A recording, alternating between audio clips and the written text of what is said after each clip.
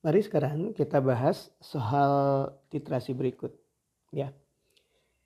Prada dan kawan-kawan mengembangkan metode tidak langsung untuk menentukan sulfat dalam sampel alami seperti air laut dan limbah industri. Metode ini terdiri dari 3 tahap.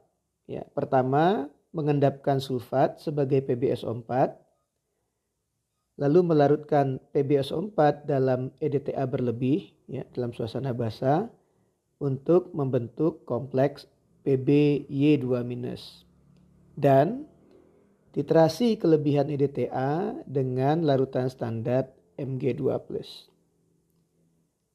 Berikut ini reaksi dan tetapan kesetimbangan yang terkait, ya, untuk titrasi ini. Ya.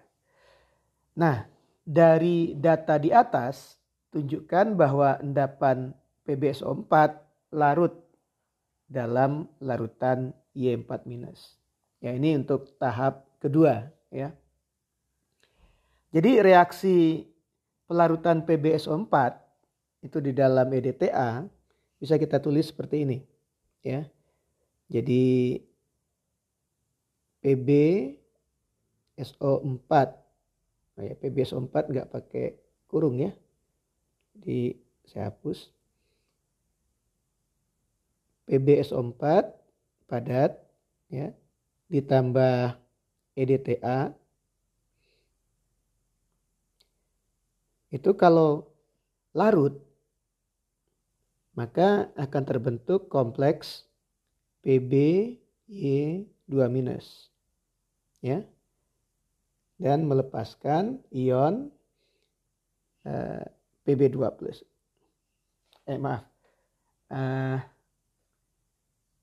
Melepaskan ion sulfat, ya.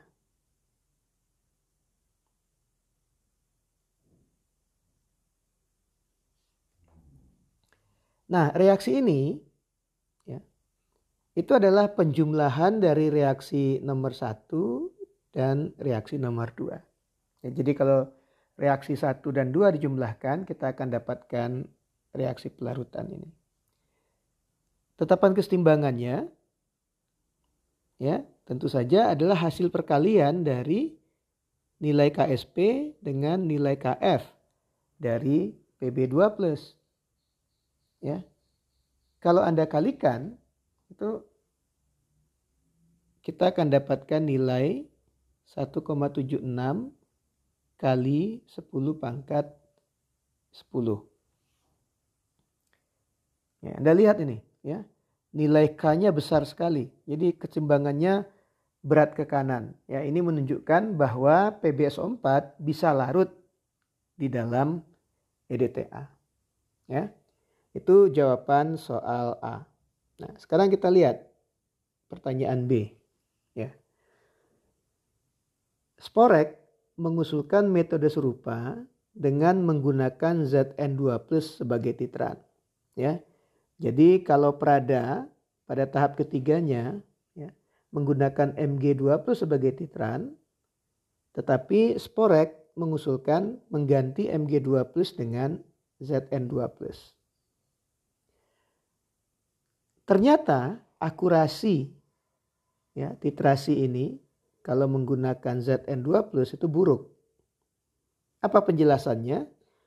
Salah satu penjelasannya adalah bahwa Zn2+ mungkin saja bereaksi dengan kompleks Pby2-, ya. Sehingga jumlah Zn2+ yang digunakan, ya, lebih banyak dari yang seharusnya. Ya. Membentuk apa? Membentuk Zny2-. Nah, tunjukkan bahwa ini mungkin menjadi masalah saat menggunakan Zn2+ sebagai titran. Tetapi tidak masalah jika menggunakan Mg2+. Lalu pertanyaan berikutnya, apakah penggantian Mg2+, ini bukan Pb2+, ya. Apakah penggantian Mg2+ oleh Zn2+ menyebabkan hasil yang diperoleh lebih besar atau lebih kecil dari nilai yang seharusnya. Ya. Oke, sekarang kita lihat ya. Jadi kalau kita mentitrasi kelebihan EDTA dengan Mg2+, maka Mg2+ akan bereaksi dulu dengan EDTA.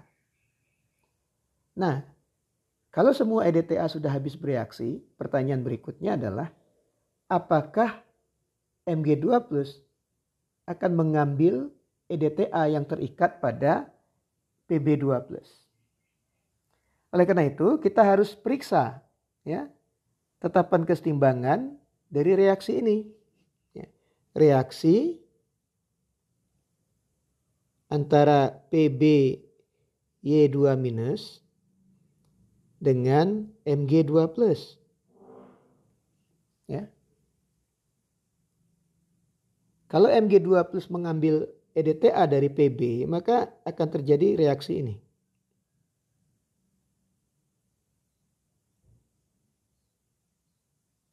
Ya. Nah, sekarang kita hitung ya nilai K-nya. Ya. Kalau besar berarti terjadi reaksi, kalau kecil berarti tidak terjadi reaksi. Ya. Nah, sekarang kita lihat bagaimana kita menghitung K dari reaksi ini. Ya. Reaksi ini ya, kalau kita kembali ke reaksi yang sebelumnya ya, itu merupakan penjumlahan dari reaksi ini. Pby2- ya menjadi Pb2+ tambah Y4- ditambah ini reaksi yang berikutnya Mg2+ ditambah Y4- menghasilkan Mg Y2-. Ya. Jadi kalau kedua reaksi ini dijumlahkan ya, kita akan mendapatkan reaksi yang di atas. Ya. Oke. Nah, berapa tetapan kesetimbangan dari reaksi ini?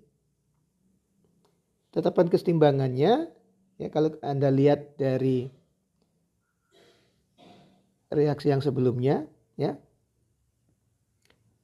Itu adalah reaksinya kebalikan dari reaksi nomor 2 ya.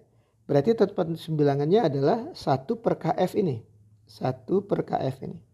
Ya. Jadi 1/1,1 kali 10⁻18. Sementara ini ya adalah reaksi nomor 3.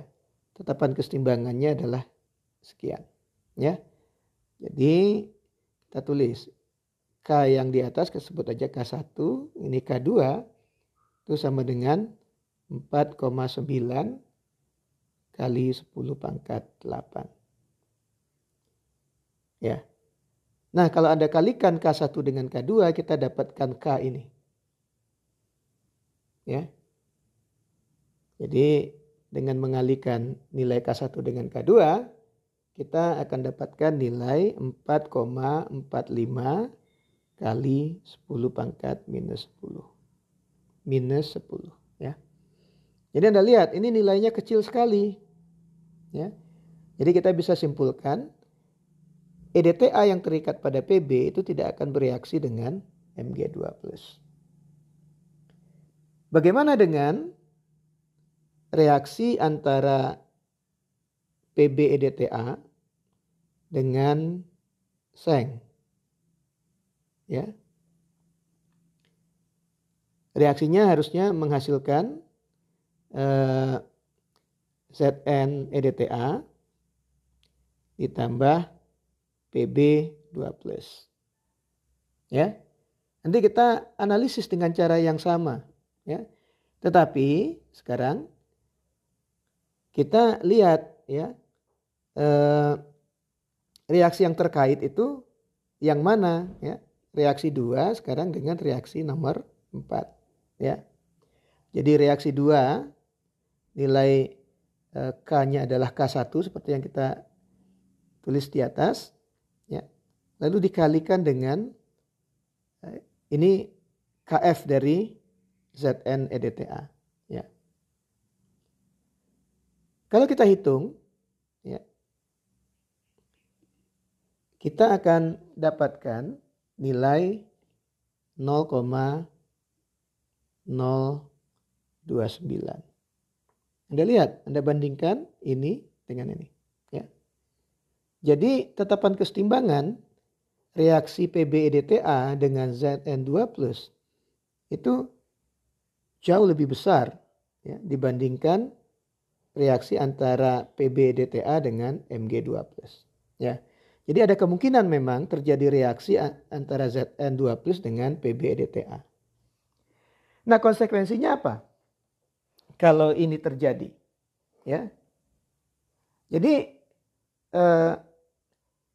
Zn2+ ini, ya, digunakan untuk mentitrasi EDTA yang tersisa, ya.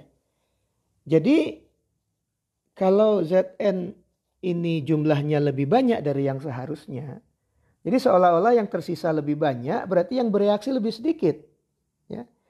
Kita akan mendapatkan hasil kalau kita hitung seolah-olah kadar sulfat di dalam sampel itu lebih sedikit, ya, atau lebih kecil, ya, dari nilai yang, ya, lebih sedikit dari nilai yang seharusnya.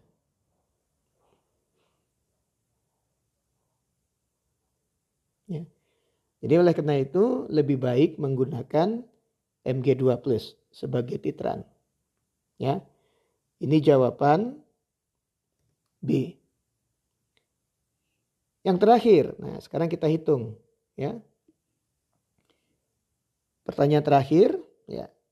Dalam suatu analisis ke dalam 25 ml sampel limbah industri ditambahkan Pb2+ untuk mengendapkan seluruh SO4 2-. Endapan PbSO4 ini kemudian disaring, ya, lalu dilarutkan dengan 50 ml EDTA 0,05 molar, ya. Jadi EDTA-nya berlebih. Kelebihan EDTA dititrasi dengan sekian mililiter Mg2+. Jadi kita hitung dulu berapa milimol awal dari EDTA, ya. Jadi jumlah milimol awal dari EDTA ini awal itu sama dengan 50 ml dikali konsentrasinya 0,05 molar, ya. Ini sama dengan 2,5 milimol. Ya. Milimol EDTA yang tersisa, ya, sama dengan milimol Mg2+ yang digunakan pada titrasi, ya. Itu sama dengan 12,42 ml kali konsentrasi Mg2+ yang digunakan adalah 0,1 molar. Itu sama dengan 1,242 milimol. Jadi berapa banyak, ya, EDTA yang bereaksi, ya. Jadi mol EDTA yang bereaksi sama dengan mol PbSO4 yang terbentuk, ini sama dengan mol dari SO4 2- yang ada di dalam sampel. Yaitu milimol awal dari EDTA dikurangi milimol EDTA yang tersisa, ya. Ini sama dengan 1,258 milimol. Ya, jadi kalau kita sudah tahu milimol sulfat, tahu volumenya, maka konsentrasi molar dari sulfat di dalam sampel adalah mol sulfat 1,258 milimol dibagi dengan volumenya ya dalam mililiter sama dengan 0,05032 molar ya. Oke. Ini jawaban dari soal ini.